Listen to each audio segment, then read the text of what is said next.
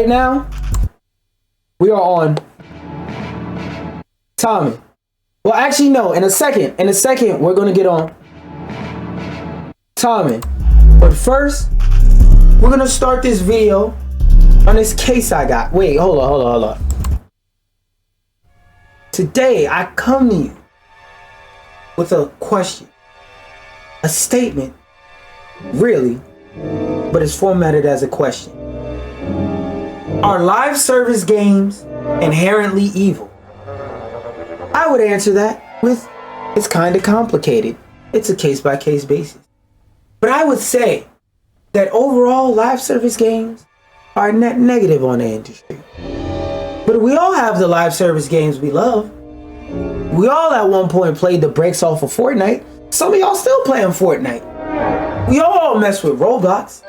Some of y'all still mess with Roblox. Some of us mess with Roblox just as hard as the pedophiles on Roblox mess with kids in a sexual way, which I don't condone.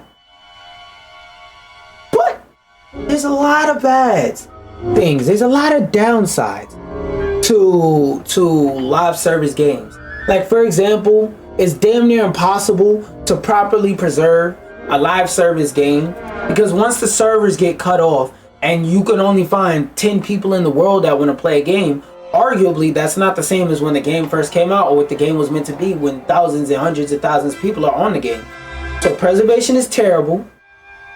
They have really predatory microtransactions, and it's getting saturated to the point to where games that don't need live service in it are getting it shoved in. Because like earlier this month, I believe, or earlier this year, a PlayStation rep came out, a former PlayStation executive came out and he said, look, the higher ups aren't necessarily saying, hey, if you don't bring us a live service game, your studio is getting shut down. But he said, I'm gonna be real, at the same time though, if you bring them a single player game and a live service game, and both of those games are of equal quality, basically they're gonna pick the live service game 10 times out of 10 because that's guaranteed income over the next few years because of the predatory microtransactions. But I wanted to start this off with a good thing, and I want to say that single player gaming is nowhere near dead. Single player gaming, I would in fact argue, is more important now more than ever with all this free-to-play slop that we got on our hands. Split Fiction just sold 2 million copies in its first week. Game is barely a week old. Came out either last week Thursday or last week Friday. So it's either just hitting a week or barely a week old. But there's a ton of evil, devil live service games that came out a long time ago. 2018, Fortnite. 2015, Fortnite. In 2015, Rainbow Six Siege. 2009, Roblox. And to speak of Roblox, I don't be joking when I say there's pedophiles and shit on Roblox. Because apparently, the CEO is even telling parents, keep your kids the fuck off of Roblox. Before comparing himself to Walt Disney, he did that. And he also declared the platform the future of communication, which, I'm not gonna lie, that seems crazy. That seems wild. The Walt Disney one, I might have to hear the quote. But that seems crazy. But I always sit up here and tell y'all, most people play video games for social reasons. That's why these double ass, hellfire, need to be hellfire bound ass games are getting so much traction. Why they're making so much money. Because people play them socially. People do not play these games because they fuck with gameplay. They play these games because they're free and their friends are playing it. While speaking to BBC News, he speaks to the Big Black Cock News. He went on to say, that sounds a little counterintuitive, but I would always trust parents to make their own decisions. Fair. His message is a bit of a get out, said Ellie Gibson of Scummy Mummies. Who? It's much easier said than done, especially when all their friends are playing it.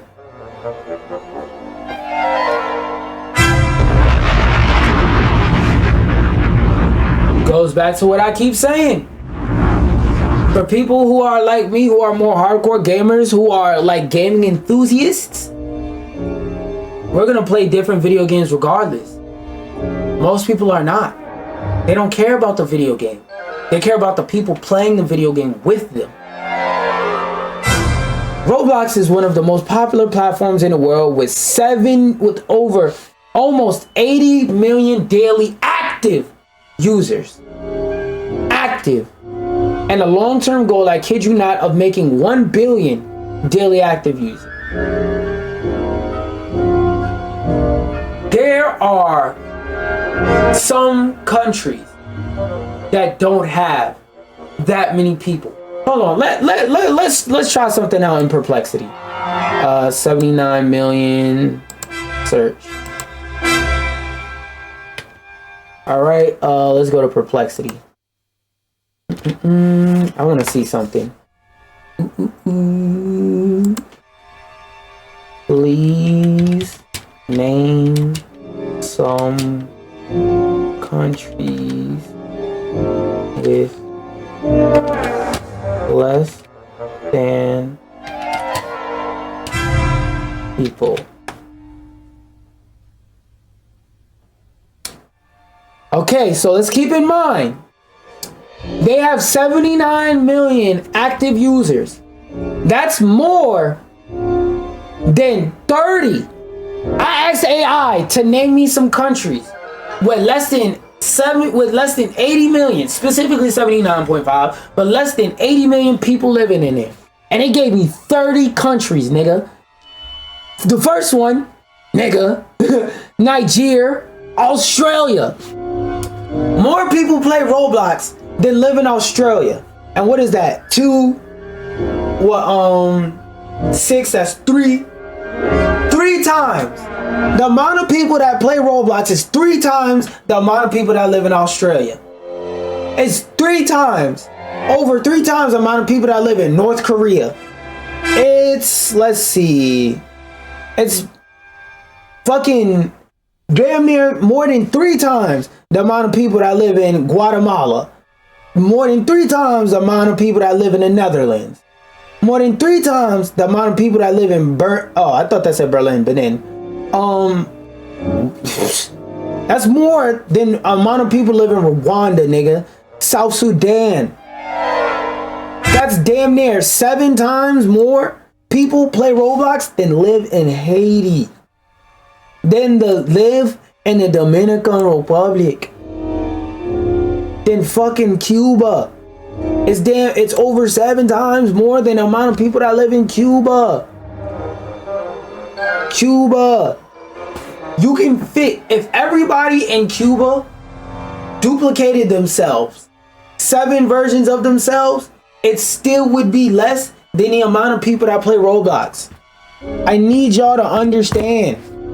A lot of people play these free-to-play games for social reasons. But let's go back. Oh wait, no, that's something different. That's something else we're gonna talk about. It bleeds in the real world in all sorts of ways, such as when a BBC used it last year to explain the UK's general election to children. They're using this game to teach kids shit. Nevertheless, the platform remains dogged by accusations it doesn't do enough to... Yeah, we know it's full of pedophiles, nigga. Where's the quote? 24 people since 2018 accused of abducting or abusing victims they met on Roblox. So people are getting kidnapped behind this game. And I'm not talking about when Wolverine does ferally. No. I mean real kidnapping. Get in the back of this van and we're going to take you someplace and do bad things to you, kidnapping. Off of Roblox. This is one of the bad sides of social gaming. There's a lot of people on there. And the thing that it sucks about people is if you meet 10 people, 9 of those, well, I'll say 5 of them will be truly good people. 4 of them won't necessarily be bad people, but they won't be people set out to do bad things. But that last one, that's a straight up evil motherfucker. That's the person that'll walk by you, smack your bowl of cereal off your table, You making waffles in the waffle iron before your waffles even finish. Open it, close it back, and say, I just spat in the waffle iron, pussy. Who gonna do something about it? And they stand there and they wait for somebody to claim that waffle so they could get violent. It's a lot of bad people out there. And they play video games too. Look at the whole thing that's going on with grifters. Grifters don't play games. They just use video games to spread their racist, weirdo ideas. Their racist, sexist, gayist, whatever ism ideas. Whatever weird shit they on. A lot of people use video games to push their whatevers. Like I said, that's the downside of social games. The upside is you can meet a lot of cool people. The downside is that a lot of people are cool, not everybody. Then there are accusations it exploits young users and has effectively built an empire on the back of child labor, which Roblox denies. They're talking more so about the fact that anybody can make levels and game modes for Roblox. Call that child exploitation is a bit of a user-generated content doesn't have to be all children. For its part, Roblox always emphasizes the number of people who have amazing experiences on the platform and highlights the many tools and parental controls it offers. Yeah, oh shit. I almost tripped over my bag. Yeah. But again, you can have, think of it like this. You and everybody you know can have a good experience at this restaurant. They could be going to this restaurant for 10 years. You go, oh, I heard this restaurant is fire. I got my friend that been going there since mad long, since we were in middle school or whatever the fuck was going on 10 years ago. And I heard this is cool, this fire. I want to go check it out. You go there to check it out. There's rats scurrying across the floor. There's fucking roaches having boxing matches on the pizza. Other roaches standing around throwing fucking pieces of dirt and excess food in the middle to gamble while the roaches box and battle it out. It's a goddamn somebody in the back arguing with their baby mama. A dude in the corner just bow, bow, bow, bow, bow, bow. He just pounding a torta on the clock. He's supposed to be at the register ringing up your order for your pizza, but he over there on the side. Bow, bow, yeah, you like that? Yeah, yeah, yeah. I'm supposed to be making a pizza rolls, but I'm playing with your fat rolls. Yeah, yeah, now let me roll you over. Ah, yeah, flip you just like that beef patty in the oven. You smell something burning? It don't matter. That nigga just in the back pounding on shorty. And you like, this the restaurant everybody recommended me? Oh, hell no. Oh, hell no. And you just walk out. That's what it's like. Everybody else can have a good experience, but if I have a bad experience, I don't give a fuck.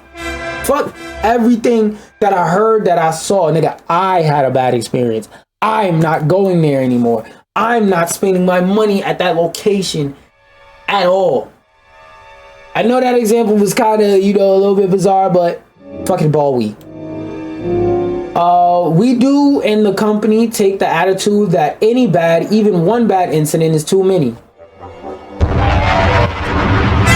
He said the same thing I just said. We watch for bullying, we watch for harassment, yeah, and it's good that they watch for it, but you can't catch everything. We filter all of those kinds of things, and I would say behind the scenes, the analysis goes on all the way to, if necessary, reaching out to law enforcement. Last year, the company did announce new rules for under 13s following a scathing child safety report. Yeah, it's pedophiles all over this. Like, I think with most games, when people say it's pedophiles all over it, they be joking. But, like, it's very few games where it's like, no, that's not a joke. That's how it is. Like, Minecraft. How many Minecraft YouTubers got exposed for being a pedophile? How many Smash players got exposed for playing with kids and then got it proven and backed up? Now, there was a few that was lied on. It was a few where people made shit up, but a good majority of them had to come out and be like, nah, that shit wasn't made up, bro. I'm leaving the Smash scene forever. Peace. For my part, I raised kids on a diet of Nintendo, dad-authorized PC games, and Minecraft without the online features, which is a good thing. But you should also take note of this. He's the I believe they say he was the CEO. Anyway, he's a bigwig. He works for Roblox. He works for Roblox. He works for the freaking company. And he doesn't let his kids play Roblox. That should tell you something. That's like that clip that went viral a while back where Cardi B, it was right around when Cardi B made WAP. And it was playing and her daughter walked in and she was trying to rush to cut the song on and get her daughter out the room because she didn't want her daughter hearing that. Now, a lot of people, you know, they like to take their conspiracy theories and they like to say that it's celebrities' fault that I parent my child poorly and say, oh, if it isn't good for your kids, why is it good for my kids? No, you should take that as, if Cardi B is the one who made the song and she doesn't want her own kids listening to it, what would make me think that any kid should listen to it? Whether it's mine or not, whether it's somebody else's kid, a niece, a nephew, a cousin, whatever. This should tell you, hey, keep your kids the fuck off of Roblox the best you can. Say, you ain't ready for Roblox. You'll play Roblox when you this age. When you play Roblox, let me watch you. Let me sit by you. Who you talking to on that game? Let me talk to him. And send them motherfuckers outside too. Anyway, I would say I'm fairly liberal generally about their exposure to various media, but there are lines, as there should be. And one of them, for sure, is Roblox. I don't want my kids on it. Things get slightly off-piste later in this interview as Big Bro compares the experience of building Roblox to how Walt Disney must have felt when building Disney into what it is. Well, see, the difference is every business has like its downfalls and its pitfalls, right? But Disney isn't a cesspool that is not only a cesspool of pedophiles, it's helping create more pedophiles. It's a breeding ground, a meeting place for pedophiles. Now I'm not gonna sit here and act like the Disney business has never had a pedophile involved in their business plans. No, but they didn't breed them. They didn't become a cesspool attraction place for them and kids at the same time. No. The job is a little like having the opportunity he had in a long time ago when he was designing the Magic Kingdom. That isn't grandiose enough for you. He's asked to describe Roblox in 3 words and goes for 4. The future of communication. Yeah, it's a metaverse, all right. I wouldn't say it's the future. I would say it is. You know how many grown-ass men and women I know be talking about, hey guys, you want to play Dress to Impress? I'm never playing Dress to Impress. But you know how many people I see that like playing Dress to Impress and all this other shit I don't want to say Overwatch. Fuck Overwatch too. But that want to play Roblox? And I'm talking about people where you look at them and you be like, I know for a fact you're not a pedophile and you don't play this game with kids and yada yada. But it's like, bro, even you like masculine men be like, yeah, I'm trying to hop on Roblox and play Dress to Impress. It's spooky out here, bro. This game got a chokehold on a lot of people. Not just Dress to Impress, but Roblox in general, man. But going from a game that had chokehold on a lot of people, a game that at one point probably had a chokehold on a lot of people, but we're not at that point anymore. And this goes into what I was saying about why I kind of don't like live service games. They are hard as fuck to preserve because once the servers go offline, the game you once knew and loved becomes 100 times harder to play if anybody wants to play it with you. Because the thing about co-op games that require co-op, is that they are very, very, very, very, very, very, very difficult to play and enjoy when you're not enjoying it with people. For example, Urban Dead. Vulnerable. I don't know what the fuck that first word is. Browser-based MMO Urban Dead is closing this week after a 20-year run. Not with a bang, but with a whimper. No grand finale, no final catastrophe, no helicopter evac. Make your peace or your final stand. This game has been around for 20 fucking years. This game has been out since I've been 3. I ain't never heard of this shit a day in my life and it's shutting down.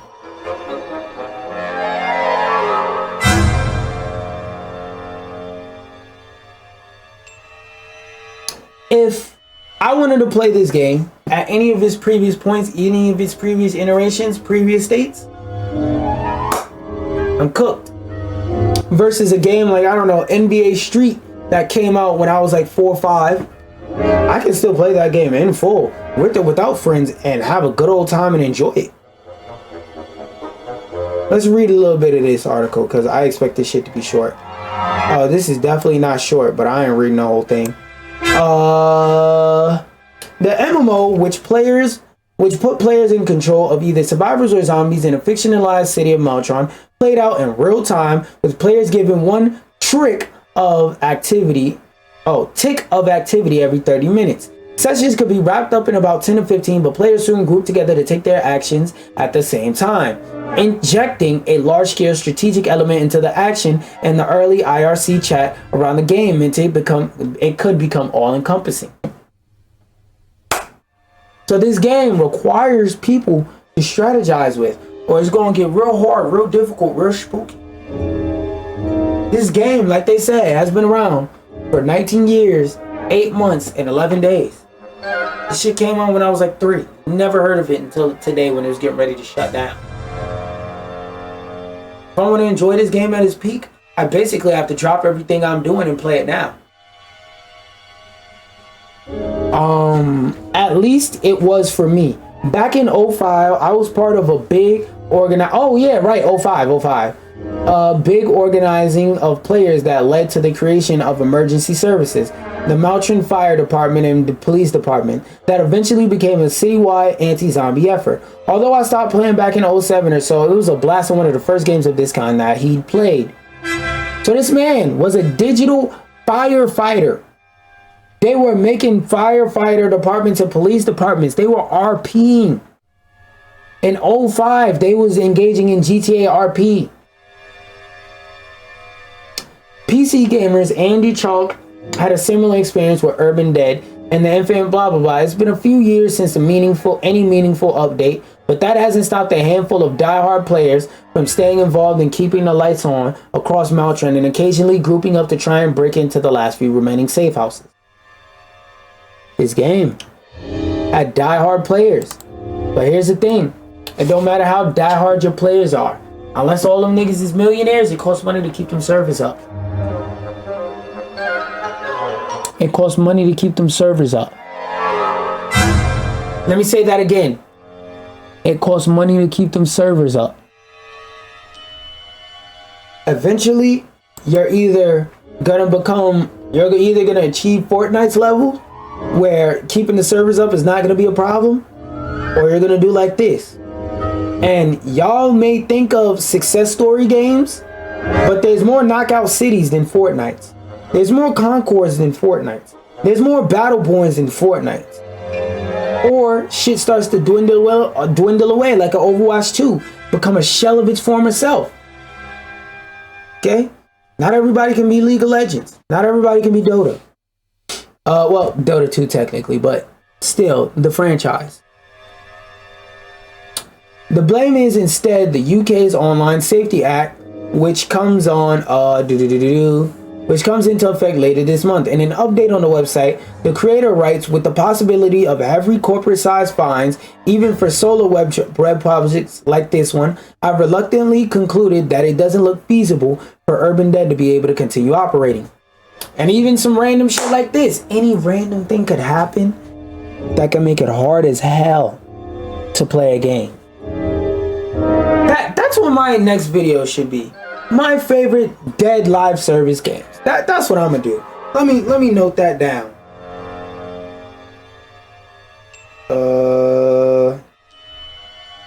Text. My favorite dead live service games.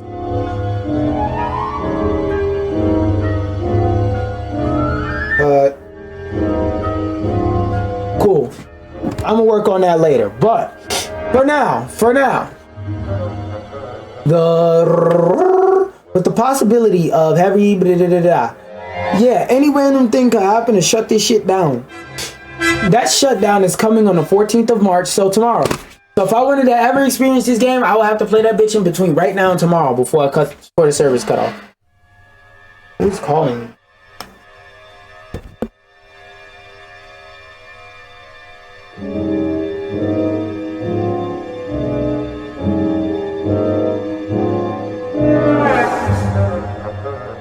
Alright,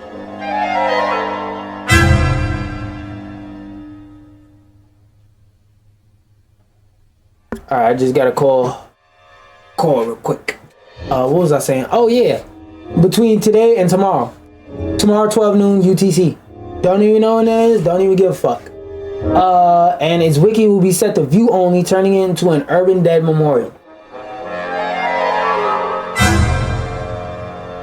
Any random thing could happen to cut these servers off. Any random thing. Davis notes that there will be no grand finale and none of that shit.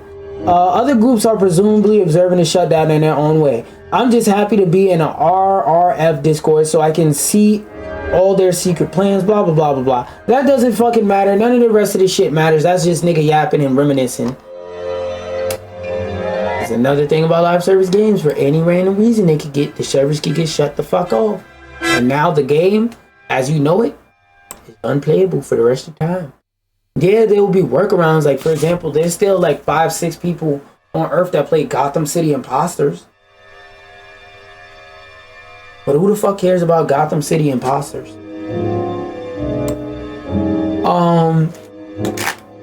Another thing. I think I could turn the regular music back on now. Y'all kind of get the point. We're building a case. After holding out for 10 years, Rainbow Six Siege is finally going free to play. Kind of. One of the late... Oh, wait. No. Speaking of PC Gamer, at Siege X preview event in Atlanta, game director Alex explained why the team ultimately decided against the full free-to-play scheme. Okay, what is the scheme? Update coming June 10th. The tactical will enter what Ubisoft calls free access. The majority of Siege will be free to access, but its two most competitive modes, Ranked and Siege Cup route, will remain behind a paywall.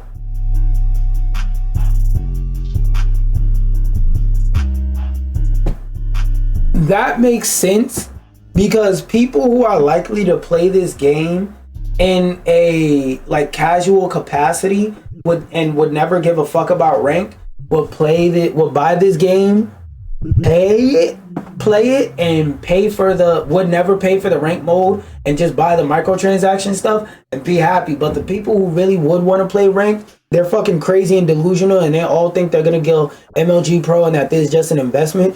So it's kind of smart to tax your dedicated what word am I looking for? Like the dedicated part of your fan base. And this is more proof of what I'm talking about. Ubisoft with Rainbow Six Siege, they can make that. But here's the bigger thing you should be asking. Should they be able to make that? That's number one. Number two, this is more evidence of what I be talking about. I don't think I need to read the rest of this article. I think I pretty much got all the information I needed from those couple paragraphs. But yeah, more evidence. Ubisoft is fucking broke. They took a paid game and they said, fuck it, free to play, unless you want to play ranked in. And not a lot of people who play this game would want to play ranked still, I guess. As long as they're doing it to where if you brought the game already, you get ranked for free, I guess, bro. But another announcement of a free-to-play game getting put in a package. You're noticing a pattern here? Are you noticing a pattern here? Anyway, Sumo Digital has announced that it's going to Sunset Stampede Racing Royale. Oh, that's why I wanted to bring this up. Because this game, I remember when this game came out. It came out not too long ago, bro. Early Access 2023. It just fully released sometime either early this year or last year. Let me see. Free to play. Where's the name? There we go. Search. When did it come out? Release date. REL. Because I know it came out 24. July 2024. So last year in the summer. This game didn't last a year. And I'm not gonna lie, this shit was hey as fuck. And by that I mean like it's one of those colorful, fun, dip looking ass games that are meant for a certain set of streamers to go, oh my god guys, boogity boogity boo. at the top of their fucking voice with all their streamer friends and their thousands of fucking views. It's a really casual ass game. It's not bad, but it's one of those games you watch it / play it and you know what it is, bruh. You know what it is. I played this shit. I actually played this shit around launch last year. It's not that fucking bad, but I knew it wasn't gonna last that long. I knew this shit didn't have long on the fucking clock. Now we got an article that the shit is shutting down. If I want to experience a kart racer from my childhood, I can boot up my Wii and play that bitch whenever I want. I could play Myth Racers to this day, even if I ROM dump it or if I emulate it through alleged means. I can play fucking Mythbusters, whatever that shit was called, to this day. Mario Kart to this day, on the Wii or on. I don't know what sound a dolphin makes, but Echo the Dolphin. I could play that shit whenever I want. This game is some poor kid's childhood. Well, that's a bad choice of words to say poor. But some kid with no money who's just playing whatever games they could find. Found this shit for free and they played it and they went, oh man, this game's so fucking cool. Well, that game that you love is fucking dead. Fucking dead. If that person wants to show the future generations that cool Stampede Racing Royale game they played when they were younger, damn, shit was dead. You gotta show a nigga footage and tell a nigga to imagine. 5 servers games are the devil. The devil. And now we're gonna read a list. This one I just brought up more so to see how many of these games on this list are games that are strong, going strong, and how many of these free-to-play games or free games are hanging by a fucking thread. Just to give y'all an idea, I haven't looked at this list before, but I'm looking at it now. Apex Legends, hanging on a fucking thread. What was before that? Obviously Fortnite. Apex Legends hanging on a fucking thread. They keep losing more and more players by the day. Call of Duty Warzone, that's Warzone. Goofy niggas gonna play that. Counter-Strike 2 is free. PC nigga, there's always gonna be PC elitists that play this game. So that's a healthy game. Crab game. Shitty mobile game that got ads flying through the fucking roof on it. Another one of those giggity goo. Oh my god, guys! Oh my god! I hope it doesn't see me. Ass games. Fucking Dauntless. This game just got shut down. Destiny 2. Bungie don't make no fucking money. Bungie finessed PlayStation. These niggas don't make no fucking money. Destiny's all these niggas got. Dota 2. This game been around for 100 decades, nigga. This shit were definitely released before 2013. It probably officially released 2013, but definitely before 2013. But Dota's been around for fucking ever, bruh. Fall Guys. Fucking Thread. Fortnite. That's what everybody's trying to be. Genshin. Gotcha full of manipulative microtransactions. Fucking Guild Wars. Whole nigga. Not looking it up. Hearthstone. And this game has a strong community, but this game is an acquired taste. It's made by Blizzard. Fuck this game. Honkai Star Rail. Made by Hoyoverse.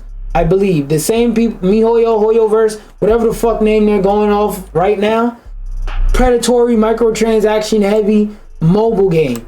Same shit as Genshin, bro. Same fucking game. League of Legends. This game has been alive since for fucking ever. It's never going to die until the servers get shut off. Still fuck this community though. Lost Ark. Who nigga? Marvel Rivals. That's a new one. They still got a ways to go, but they're a fucking Marvel game, so Marvel Rivals. That's a fucking banger. Marvel Snap. That's a mobile game made by NetEase. Not a lot of people play this shit. This game is hanging on by a fucking thread. It has a strong community, but outside of that community, nobody knew was going to play this game for real. Fucking Overwatch 2. Thread. It's a Blizzard game, so fuck that game. Path of Exile. Not gonna lie, this is a nerdy ass game. They're not hanging on by a thread, but this is a nerdy ass game. They hit record numbers. They're doing good, but this is newer too. So we'll see. Rocket League. They're approved. They have a proven track record. Smite. Nigga, High Res shut this shit down. They shut that fucking game down. Team Fortress 2. This game will always be around. But Steam makes, the only reason why Team Fortress 2 is still up isn't because Steam makes such a significant amount of money off of it. They just gotta keep it around. They do it because they fuck with the Team Fortress community. Because I guarantee if they cut the servers off for these games, for all of those games they made, they would be fine. They would be fucking fine. The Sims. Not gonna lie, this game is healthy, but I wish it wasn't. I spit on The Sims. And I would say fuck everybody who plays The Sims, but I love black women. Alright? My mom is a black woman. I love my mommy. Alright? Alright? But on the same note, fuck The Sims. This game needs to fucking die. This game came out in 2014. EA refuses to release a new Sims game. This shit is actively the reason why we haven't gotten a new Sims game in over 10 years. We're in the 11th year of no new Sims games. And these niggas have released over 2,000. And I know it's gotten way more since I last read that stat, because I read that shit some years ago. But Sims has over $2,000 of DLC. Let me repeat that again. The Sims has over $2,000 in DLC. This game needs to fucking die. Fuck EA and fuck this game. We need this shit to blow up. Warframe. Warframe is cool. Warframe's one of the better games on this list. I'll put it even up there, maybe even above Overwatch. You gotta get a college degree to play the game, but yeah. Zenless Zone Zero. The gameplay is cool, the art style is cool, and it's a newer game, but fuck this game. They replacing voice actors because they won't agree to AI shit. They're engaging in fucked up working business practices. Fuck these niggas. And that's the end of my little rant, my little yap session about live service games and how they're the fucking devil. Now, yes, there can be some good things that come out of live service games, but I don't know, man.